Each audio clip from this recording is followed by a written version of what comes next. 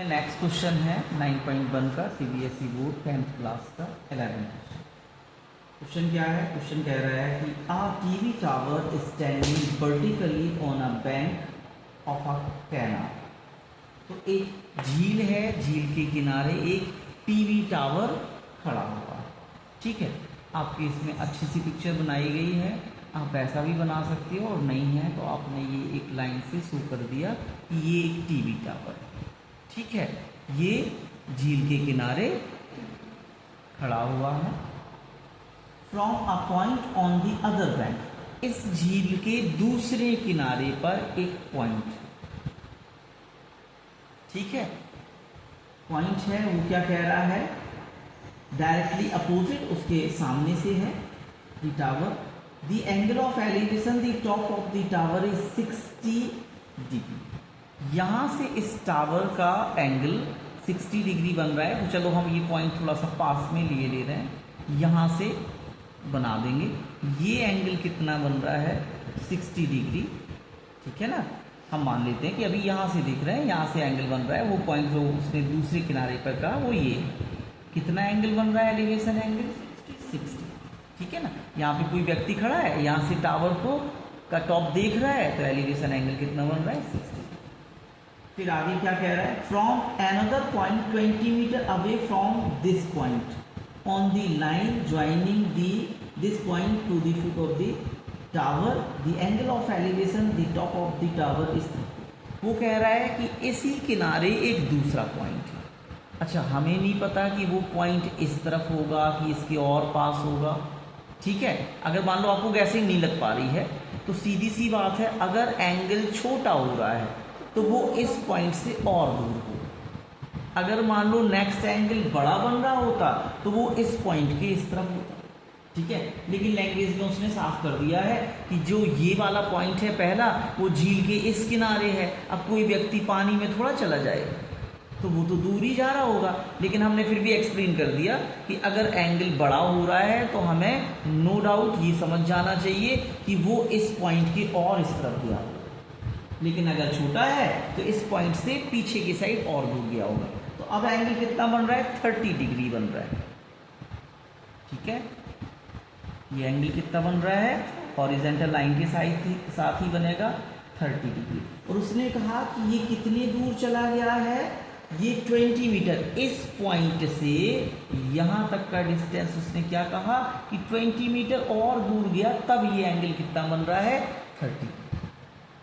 Clear हुआ? अब आगे क्या कह रहा है? Find the height of the tower and the wide of the canal.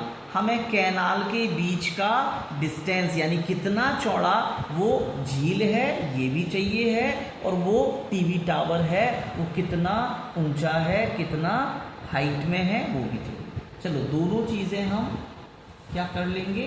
Late कर लेंगे। ठीक है, तो हम लिखेंगे लेट हाइट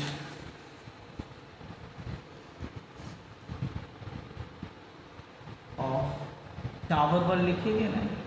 ठीक है, टीवी टावर या वो एक ही है, h मीटर। ठीक है, एंड ब्रीथ लिख दें, ब्रीथ ऑफ द कैनाल, या कैनाल इज वाइड, कुछ भी लिख सकते हैं। ठीक है,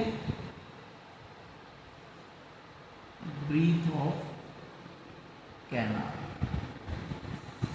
इक्वल कितना है? इसे x मान लेते हैं, तो x।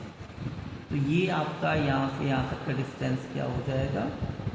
x। जब हम बड़ा वाला ट्राइंगल लेंगे तो हमें ये पूरा का पूरा बेस यूज करना पड़ेगा। क्या करना पड़ेगा? पूरा का पूरा बेस। तो पूरा का पूरा बेस कितना हो जाएगा?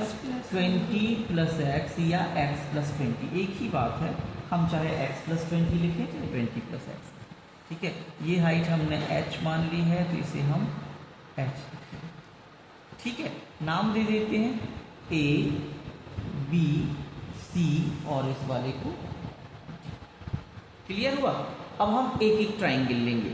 हमें एक ट्राइंगल लेना है BAC छोटा वाला, और एक पूरा DAC पूरा बड़ा।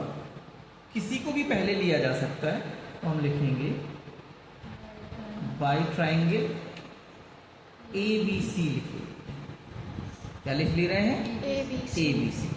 तो अब ट्राइंगल को यूज करेंगे, बेस और परपेंडिकुलर है तो tan थीटा का ही यूज कर रहे हैं। तो आपका हो जाएगा tan theta equal perpendicular upon base. Theta कितना यूज हो रहा है ABC में? 60। परपेंडिकुलर कितना है? H, और ये कितना है? tan 60 की वैल्यू कितनी होती है? √3 इक्वल H अपॉन एक्स। यहाँ कुछ नहीं है तो 1 मान लेते हैं, क्रॉस मल्टी कर लेंगे। क्रॉस मल्टी करेंगे तो क्या आ जाएगा? H equal √3। ये हो गया फर्स्ट। अब हम क्या करेंगे? दूसरे ट्राइंगल को यूज कर लेंगे। तो y ट्राइंगल कौन सा? DAC। हम ले रहे हैं DAC, ये बड़ा वाला ट्राइंगल, ये पूरा का पूरा। ठीक है, हमें त्रिकोणमिति में क्या करना होता है? राइट एंगल ट्राइंगल लेने होते हैं। तो यहाँ से जो बड़ा वाला है वो पूरा यहीं तक राइट एंगल बनेगा। तो हमने DAC ले लिया। इसमें भी tan थीटा ही यूज होना है। tan थीटा इक्वल क्या होता है? परपेंडिकुलर अपॉन बेस होता है। हमें यही बनाना है। ठीक है, इस बड़े वाले ट्राइंगल में थीटा कितना यूज हो रहा है? 30 डिग्री। तो क्या हो जाएगा आपका? tan 30 इक्वल परपेंडिकुलर कितना है? वो तो H है, और बेस कितना है? वो 20 प्लस एक्स है। कितना है? 20 प्लस एक्स। tan 30 की वैल्यू रखेंगे 1 upon √3 equal H upon 20 plus x. यहाँ भी क्रॉस मल्टी कर देंगे तो कितना आ जाएगा?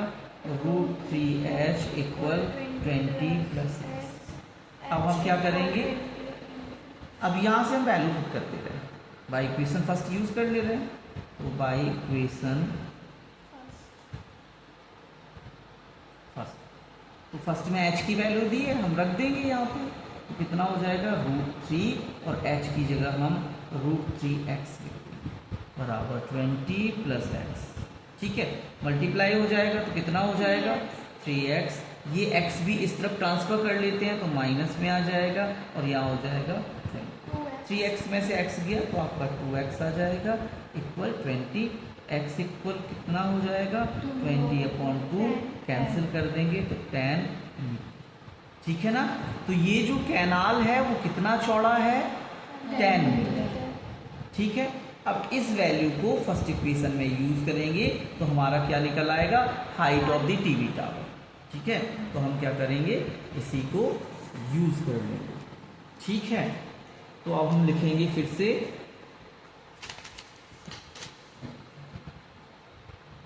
By equation. ठीक है, फर्स्ट, तो फर्स्ट इक्वेशन ज्यों का त्यों कॉपी कर लेंगे। दिया है h इक्वल √3x। इसमें हम x की वैल्यू पुट कर ही दे रहे हैं तो h इक्वल कितना आ जाएगा? √3 इंटू 10, यानी कि tan √3 आपका आ जाएगा। आप चाहें तो √3 की वैल्यू रख सकते हैं, नहीं रखना है तो ऐसे ही छोड़ो। चलो हम रखे भी दे रहे हैं। 1.732 होती है, 10 का मल्टीप्लाई होगा तो ये पॉइंट एक डिजिट जंप कर जाएगा तो आपका आ जाएगा 17.32 मीटर। ये आपका हाइट है काय का? टीवी टावर का। और ये आपका कैनाल का क्या है? चौड़ाई दिया हुआ है, ब्रीथ दिया हुआ है। तो यहाँ आप लास्ट में मेंशन करना चाहो दोनों आंसर्स मेंशन कर दो। ठीक है, क्लियर हुआ?